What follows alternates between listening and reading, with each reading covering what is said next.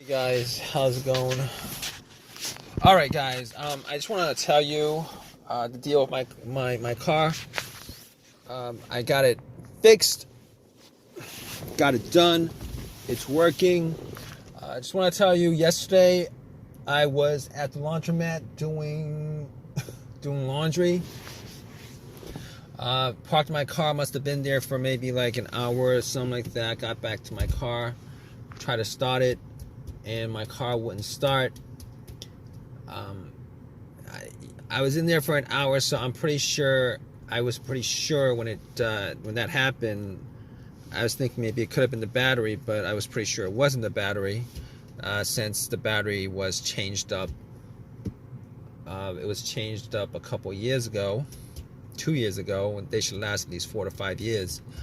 Anyway, regardless, I turned my lights on and I went out, checked out my headlights, see if they were bright or dim, and the headlights were pretty bright. So I was thinking it should have just cranked just a little bit. It should have just cranked just a little bit if the battery was low. But since the headlights were that bright, I was thinking maybe it's not the battery. It's probably not the battery. But regardless, I had this issue happen a couple of times during the last 2 months, and every time that it happened, I was able to get the car started. It might have, last time I think I tried to start at least 7 times. Every time it would click, click, click, and then on the 7th try, I was able to get it started. But here's the thing about it. I pretty much nudged the terminal on the battery a little bit when I got it to start. I think that was the reason why it started. I'm not 100% sure, but regardless, I put the hood up, went and inspected the battery. Now there was some corrosion on it, like a lot of white stuff, a lot of bluish white stuff on it. I didn't clean it last time, me being a little bit lazy on that, but this time around I was like, all right. I got some Coke, and I poured some Coke over the terminals. Got a rag, cleaned up the terminals as best I could, and after the Coke fizzed and oxidated the I guess oxidated is the word, oxidated the corrosion, popped it back on. It wasn't very loose. It was loose enough. It wasn't very loose. Popped it on. Came back to my car, tried to start it, and it did not work at all. It did not turn on. But the thing about it is everything else in the car worked. The radio worked. The dash lights were good.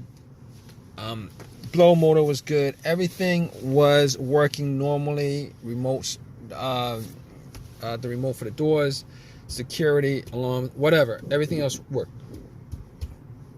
So at that point, I was pretty sure it was in the battery, but I wasn't 100% sure on it. So I actually went, got a booster pack, because I bought one from Walmart because of what happened last time with my car. I put the booster pack on the terminals, and the booster pack was at 100% when I put it on, and this would have at least cranked it up a little bit.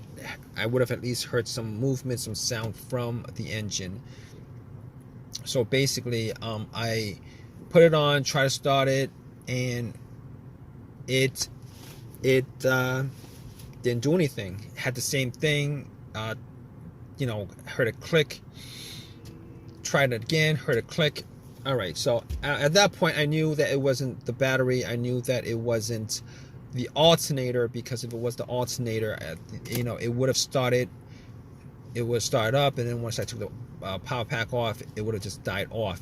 So at that point, I knew it wasn't the battery, it wasn't the alternator. So I was checking the negative cable on the battery, the ground wire that connects to the frame of the car, just to make sure that it was connected, secured, and tight, which it was. It was secure, it was connected, it was tight. And basically, um, it was secured, it was connected, it was tight, and I don't think it was the ground wires that was the issue. So at that point, I was thinking, okay, I was troubleshooting the whole entire thing. It wasn't any of those things. I was hoping it was at least one of those things so that it would have been an easy fix. Now, so basically, there's still a couple of things that I thought might have caused it. I did have an OBD2 scanner with me that I bought from Walmart because of, the last couple of times that it happened. Here's the thing about OBD2 when it comes to no start issues. Those $19 OBD2 will not give you. There's no code that will generate for a no start issue. With that kind of situation. Popped it in just to make sure that there was connection to that the car's computer, PCM, ECM was working and connected to the car itself. And it was. It scanned it, came up with no codes. So I was satisfied that it wasn't the car's computer that was causing this no start issue. And after that, I pretty much thought, okay, not the car's computer, could eliminate that. I was thinking, okay, what else could it be? It could be a fuse or a relay. So basically with the relay, I was like, it could be the relay, but considering I try to start it at least 15, probably like 20 times, probably close to 20 times. Probably shouldn't have tried to start it that often. But anyway, I did try to start at least 15 times, and every time it would click. Every time it would click. Every time try to start it, click. Try to start it, click. Try to start it. I heard like a faint click. Now, basically, that click is the relay. The relay is normally what happens is that when there's a charge that goes through the relay, it causes, I believe there's like 2 voltage plate on the relay to connect to each other. It's kind of a magnetism thing, connects to each other, and that's the click. So basically, I could rule out the starter relay because that was the clicking sound was the relay going off. It's just that the engine wasn't cranking at all. So I could rule the relay out at that point. And after that, I was thinking it could be a fuse. It could be a fuse that's the problem. And I was thinking to myself, okay, I've had 2 instances where I've had a fuse, fuses that were blown, which caused a no start. One of them was a no crank, no start situation, a no crank, no start situation, where I had no power at all in the car. No power at all. It was as if the battery was removed from the car. No power at all. Turned out that it was the main fuse on that car. The main fuse. Now that was a Honda that I had. It was a main fuse, and this is common to a lot of Hondas that I had. It was a main fuse that blew. And the reason why I knew it was the main fuse because I had 2 screwdrivers, and I crossed up the middle portions of the rod and the screwdrivers, and it started up. So it was not. Obviously, the situation is not the same situation because I am getting power to everything. I'm getting power to everything, but it just wouldn't crank up. So I could cross that off the list. The next situation I had was with, I believe it was probably a fuse to the PCM or the fuse to the fuel pump that blew. I believe that was that situation, and essentially what happened was it was the car that I had it would crank, but it wouldn't start. It would crank, but it wouldn't start. So once I changed up the fuse, it would start up after that. Turn over, I mean. But unfortunately, I didn't have that. That's not an easy fix for this car, considering I have no cranking at all. I can't crank. There's no crank. All it does is make a click. It doesn't crank. It just makes a click. doesn't crank. So okay, so I could pretty much rule out those two fuse blown scenarios that I had previously. I could pretty much just rule those scenarios out, and I could just rule those scenarios out. So what I have left pretty much outside of the key fob, I'd consider it was maybe a key fob issue, but to be honest, I actually changed up the key on the key fob, and I didn't think it was an ignition issue. I didn't think it was an ignition issue.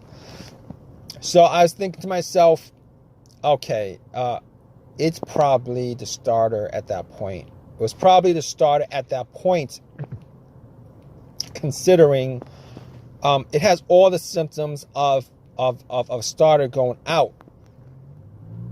But here's the thing about that. I had the starter changed up like a year and a half ago, and I've only put up maybe like about 15,000 miles on the car. Probably around like 15,000 miles on the car. And basically, I was thinking to myself, what are the chances that it was a starter that's the problem? But regardless of that, there was no way I could test that out offhand. So I had to call AAA, had them tow the car, and tow the car home. Spent 2 hours waiting for AAA to tow my car home. And when I got back, I actually checked out everything, went through everything twice, 3 times, went through everything, checked out the fuse, all the fuses with a fuse tester, none of the fuses were blown.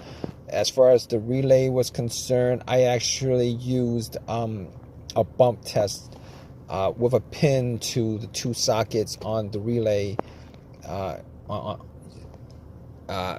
Took out the relay, pretty much used a pin, and it connected just to see if the starter would bump or crank or anything like that. And it didn't bump, it didn't crank, none of that stuff. So at that point, I was pretty sure that it was probably the relay. No, I was sure that it was probably the starter that was the problem. So basically what I did was I ended up taking everything apart.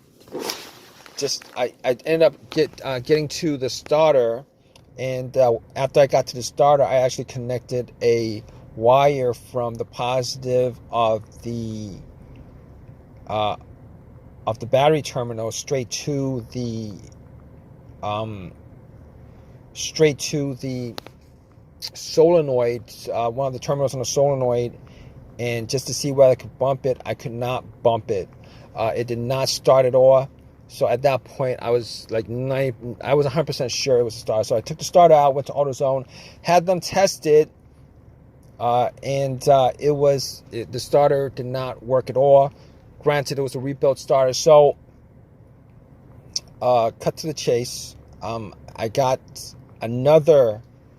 It was a lifetime warranty on the starter. So I spent $100. No, I didn't spend any money. I got the starter for free, popped it in to the car, and bam, it started right up. And I haven't had any issues ever since. My car is working. If you guys are going through this issue right now, just want to let you guys know, if you guys go through the whole troubleshooting steps that I've pretty much went through with the issue that I had with my car, there's probably a 90% chance that you guys will be able to figure out, what's causing your issue as far as your car issue or your car not starting. Now, here's the thing about it. I didn't, obviously, as far as the ignition is concerned, the key fob key was the most I ever did. But it actually, it was pretty much a good analysis, diagnosis of a no start issue. Try it out, guys. Hope this has helped you guys out. You guys have any comments at all on this, please leave a comment in the comment section. Please subscribe. Please give me a thumbs up. please leave a comment. I just said that. But anyway, regardless, hope this has helped you guys out. Take care.